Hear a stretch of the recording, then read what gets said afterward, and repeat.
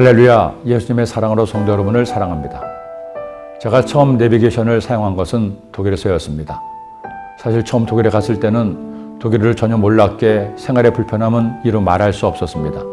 그 중에서도 사역을 위해서 신방을 가거나 회의에 참석하기 위해 다른 지방으로 갈 때 길을 찾는 것이 참 어려웠습니다.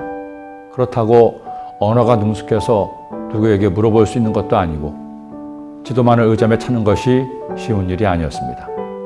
지금도 뼈아프게 기억나는 한 가지 사건은 한국에서 잘 알려진 독일 로렐라의 언덕 근처의 호텔에서 있었던 교역자 모임에 갈 때였습니다.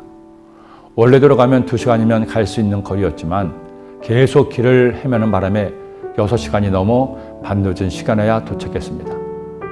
그때는 앞으로 어떻게 살아야 될지 막막하기만 했죠. 그런데 내비게이션이 생긴 겁니다. 얼마나 반가웠는지요. 하지만 처음 나온 내비게이션은 그렇게 정확하지 않았습니다. 정보가 입력된 후 길이 바뀌는 일이 비일비재했고 기껏 내비게이션이 지시하는 대로 갔다가 전혀 다른 곳에 도착하기도 했습니다. 그러나 이제 한국에서의 내비게이션은 그 정확도가 거의 100% 수준입니다.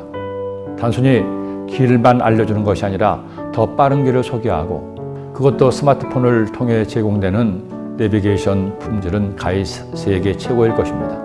사람들은 더 이상 지도를 펴지 않습니다. 사는 사람의 길을 물어보지도 않습니다.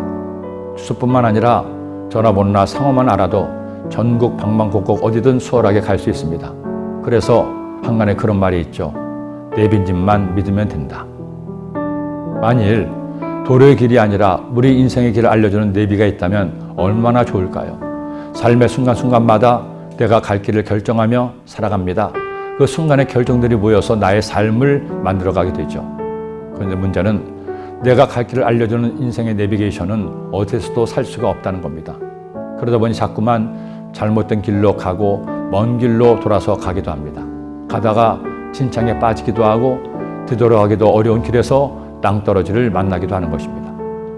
이렇게 막막한 인생길을 어떻게 운전하며 가야 할까요?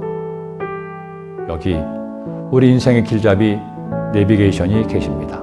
바로 내가 믿고 의지하는 주님이라는 길잡이입니다. 주님이 내가 갈 길을 다 아시고 인도하신다는 것을 믿고 그분을 따라가면 우리는 절대로 잘못 가지 않습니다. 다른 길로 빠져서 시간을 낭비하지도 않습니다. 웅덩이에 빠지거나 낭떠러지 앞에 서지도 않습니다.